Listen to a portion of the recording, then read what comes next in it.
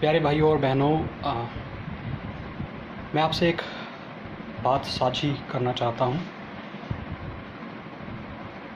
हम देखते हैं कि हम जो मनुष्य हैं, हमें परमेश्वर ने रचा है, बनाया है। हम उसकी रचना हैं, उसके हाथों की रचना हैं।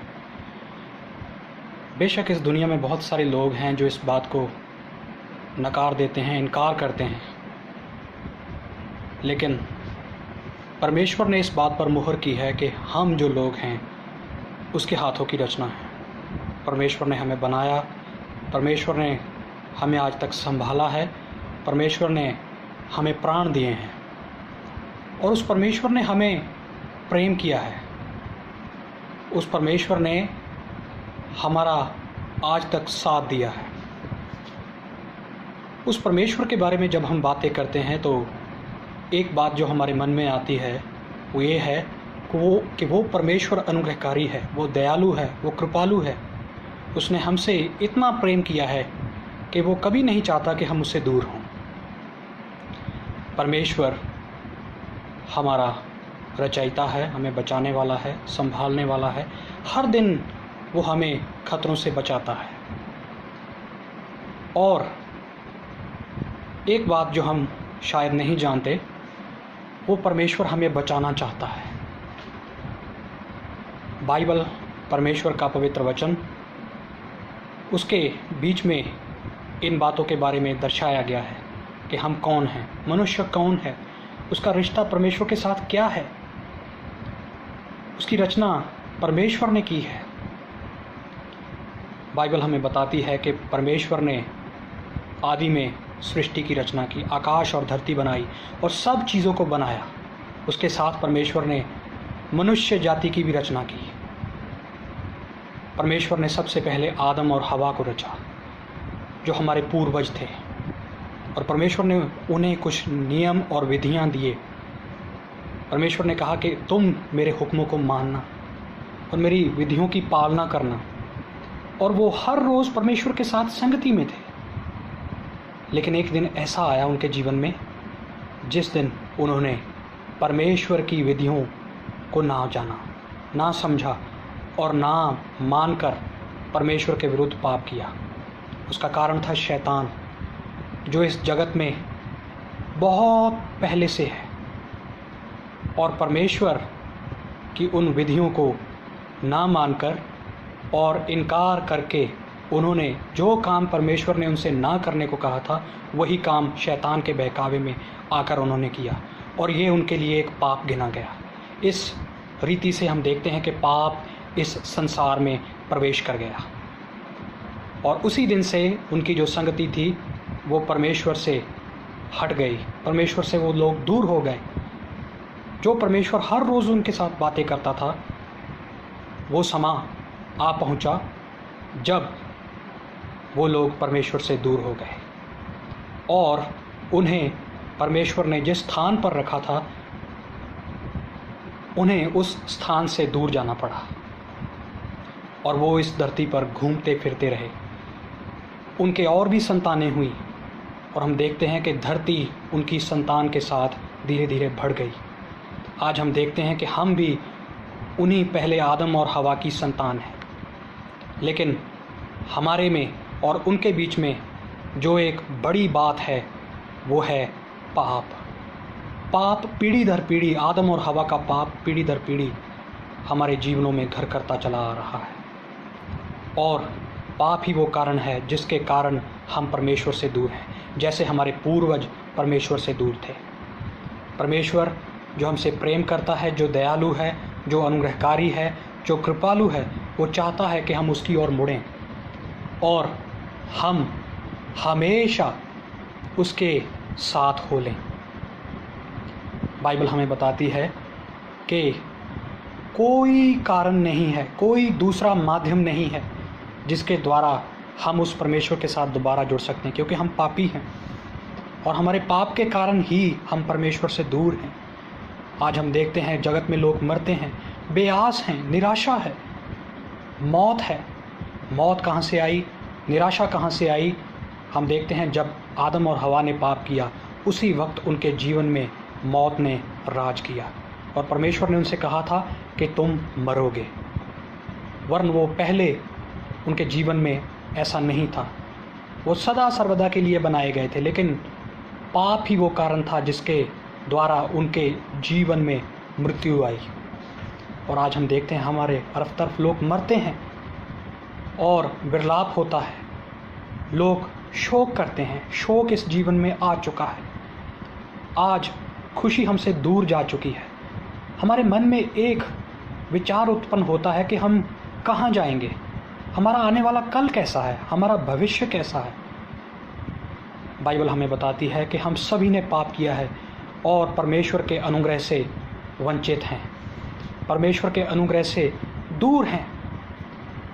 हम सब ने उस परमेश्वर के विरुद्ध पाप किया है, क्योंकि हम आदम की संतान हैं।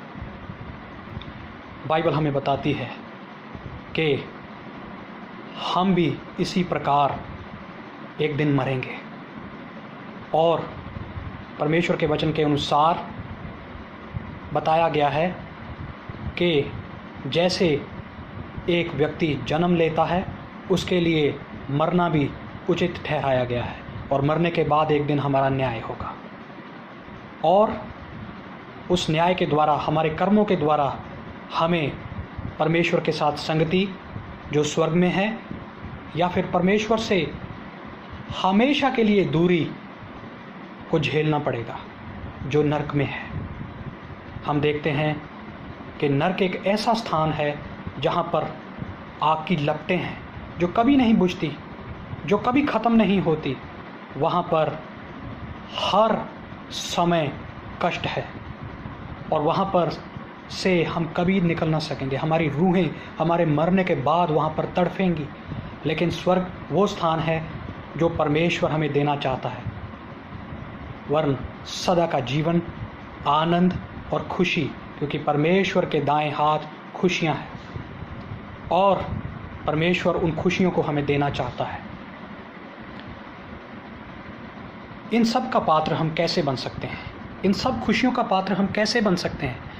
परमेश्वर का वचन हमें बताता है कि परमेश्वर ने एक माध्यम बनाया है, परमेश्वर ने एक वसीला बनाया है, अर्थात उसका पुत्र, हमारा मुक्तिदाता प्रभु यीशु मसीह।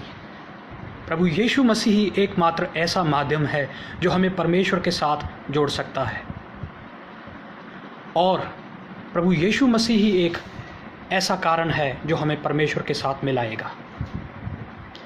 बाइबल हमें बताती है कि परमेश्वर ने जगत से इतना प्रेम किया, यूहन्ना की इंजील 3 अध्याय उसकी 16 आयत, कि परमेश्वर ने अपना पुत्र, वरन अपना इकलौता पुत्र जगत के लिए दे दिया, ताकि जो कोई भी उस पर विश्वास करे वो नाश न हो, वरन अनंत जीवन पाए।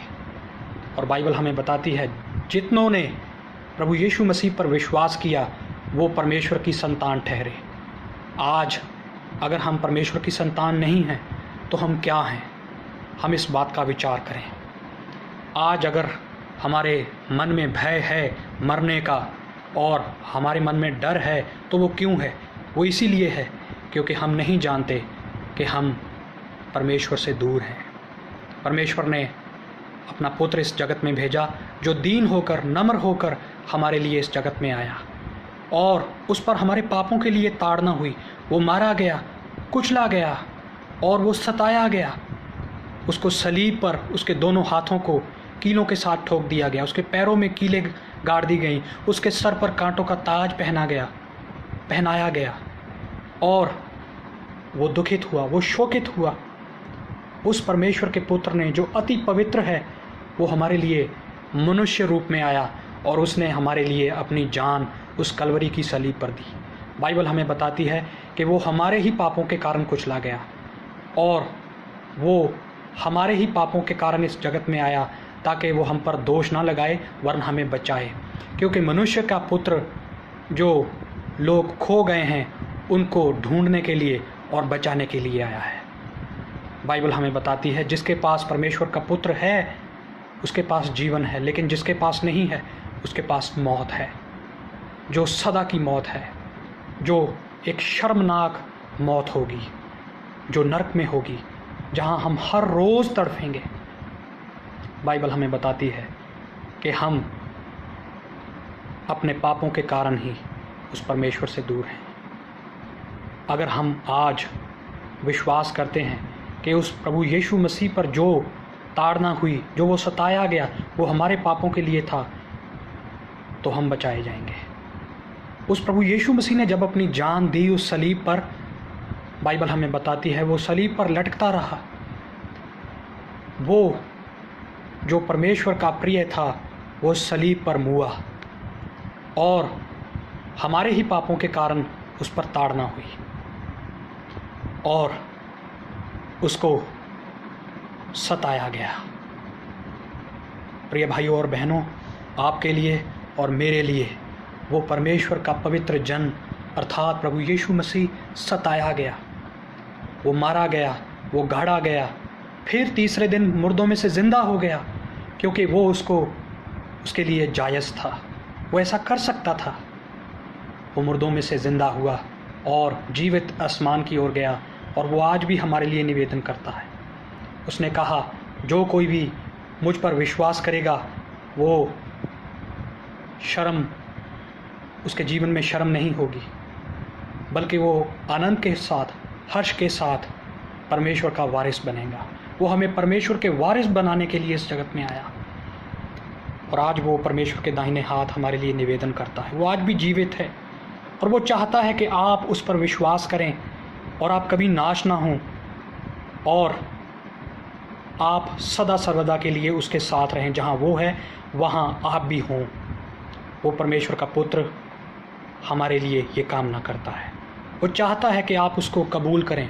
वो चाहता है कि आप हमेशा उसके साथ रहें। सिर्फ इतना ही नहीं, बाइबल हमें बताती है कि अगर हम विश्वास करें तो हमारा घराना बचाया जाएगा और हम विश्वास करें तो उसका फल बहुत बड़ा है। बाइबल ये भी बताती है कि प्रभु यीशु मसीह जिस रीति से स्वर्ग में गया है वो दोबारा फिर आने वाला है और वो जगत का न्याय करेगा और जो कोई भी उससे दूर है, जिस किसी ने भी उसका अंगीकार नहीं किया है, वो उससे हिसाब लेगा। हमें हिसाब देना पड़ेगा। आज हमारा विश्वास किस पर है? क्या यीशु मसीह पर है या फिर किसी और चीज़ पर जो हमें बचा नहीं सकती? उसने शैतान का नाश किया उस सलीब पर। उसने शैतान के सारे दबदबे को ख़त्म कर दिया है, शैतान की सारी ताकत को नाश कर दिया है मुर्दों में से ज़िंदा होकर, और उस सलीब पर अपनी जान देकर, और वो दोबारा जब आएगा तब वो न्याय करेगा। तब हमारे पास जवाब नहीं होगा। आज ही समय है। बाइबल हमें बताती है कि आज ही मुक्ति का दिन है। आज ही हम प्रभु को पुकारें, एक छोटी प्रार्थना करें कि हे प्रभु, तू मेरे दिल में काम कर। हे प्रभु, तू मेरी अगुवाई कर। मैं तेरा पुत्र बनना चाहता हूँ और मैं तेरी पुत्री बनना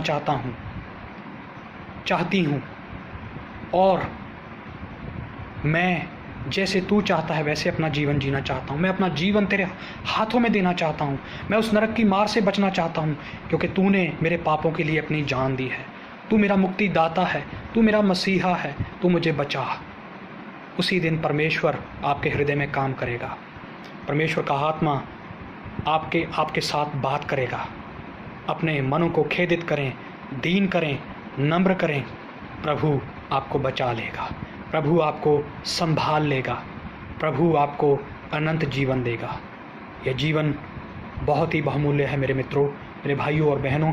इसे ऐसे ना गंवाएं।